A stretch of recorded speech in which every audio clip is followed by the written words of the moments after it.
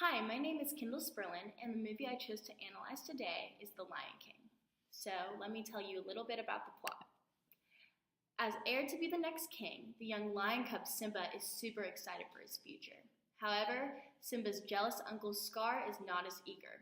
Scar plots to murder Simba and his father Mufasa, and when he actually does murder Mufasa, he tells Simba it's his fault, causing Simba to run away. When Simba runs away, he bumps into two characters named Timon and Pumbaa. He ends up growing up with Timon and Pumbaa, and he learns their ways and learns the motto Hakuna Matata. And many years later, Simba ends up running into his childhood friend Nala and learns of Scar's evil reign that started once he had left. After hearing this news and talking to the wise baboon, Simba knows what he must do. He makes the decision to go back and help his people and become the rightful king. Okay. So now that we have the plot down, the next thing I'm going to talk about is the setting. So The Lion King takes place in Africa, but more specifically the African savannah. And throughout the film, there are many different places the characters travel or go and interact. And some of these places include the Pride Rock, the jungle, the Elephant Graveyard, the Pride Lands, and the Outlands, just to name a few. But along with these different places, there's a different mood associated with each of them. For example, the Pride Rock is associated with good because King Mufasa is a great ruler and has a great natural order and everything's in its place. However, the Elephant Graveyard is associated with evil because Scar is the ruler there, and there's no natural order and there's a bunch of chaos. So now looking at the story through a critical lens of family structure, you can see that this is a big part of the movie. Throughout the film, we see Simba's family and how he's connected to his father. But we also see family through all the friends and people he meets and that take care of him. An example of one of these friends is Timon and Pumbaa. When Simba runs away, they take him under his wing and he ends up growing up with them. There is family in this instance.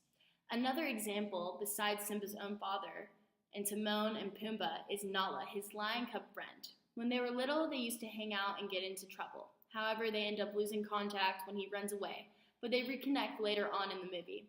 When they see each other, they instantly fall in love, and she tells him about Scar's reign, so he knows what he must go do to save his family. Another way family structure is seen, but in not a good way, is with Scar. Scar is very jealous of Mufasa and kills him. He also tells Simba that it was his fault. In this instance, the family is not as strong, and jealousy has caused a wedge between the family. So these are a few examples of family structure in The Lion King. Okay, so now moving on to themes that are seen in The Lion King. Now there are a lot of themes seen in The Lion King, but I chose to talk about three specific ones today. My first one being betrayal. Now betrayal is a theme because it's one of the main conflicts in the movie and it involves Scar and his brother Mufasa.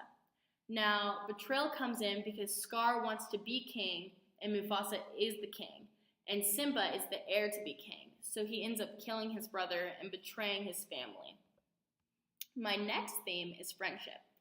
Now, throughout the movie, Simba always has a friend no matter what he's doing. The first example of a friend is Nala when he's growing up, the lion cub, who he always gets into trouble with. The next example of a friend helping him out is Timon and Pumbaa. When he's emotionally disturbed and distressed and runs away, he relies on Timon and Pumbaa to take care of him, and he learns the phrase Hakuna Matata, which means don't worry, feel happy. My next theme is good versus evil. In The Lion King, the theme versus good versus evil is very abundant. It's seen not only through the characters, but actually in the environment. In the movie, when Mufasa rules, everything has a natural order and makes sense. This is because he's good.